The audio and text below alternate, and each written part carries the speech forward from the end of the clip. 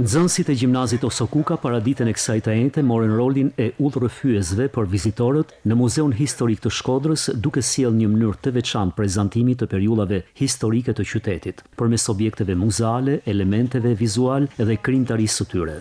Nxënësit patën mundësi më nga afër që t'ju realizojnë ose të zhvillojnë një guid me turistat e huaj që vizituan muzeun sot, në mënyrë pra që t'ju prezantojnë diçka, një aspekt nga historia e qytetit dhe nga zhvillimet historike të qytetit. Me prezantimet e tyre të rinjtë sollën përjetime të ndryshme të historisë së Shkodrës, duke e kthyer mësimin teorik në një eksperiencë të gjallë e konkrete. Erdhëm sot te shtëpia Muzeut Osokuka për të prezantuar Shkodrën, jo vetëm nga aspekti kulturor, etnik, gjeografik, por edhe duke treguar lidhjen që kemi ne me të. Sot kemi bërë dhe guidën turistike dhe kemi shpjeguar shumë gjërat të cilat ne kemi mësuar në lëndën e historisë. Aktiviteti Shkodra në kohë, një udhëtim mes historisë, i organizuar nga Qendra Rajonale për Hapje dhe Dialog në bashkëpunim me Muzeun Historik dhe Gjimnazin Osokuka, synoi afrimin e të rinjve me trashëgiminë kulturore dhe shndrimin e muzeut në një hapësirë dialogu dhe edukimi.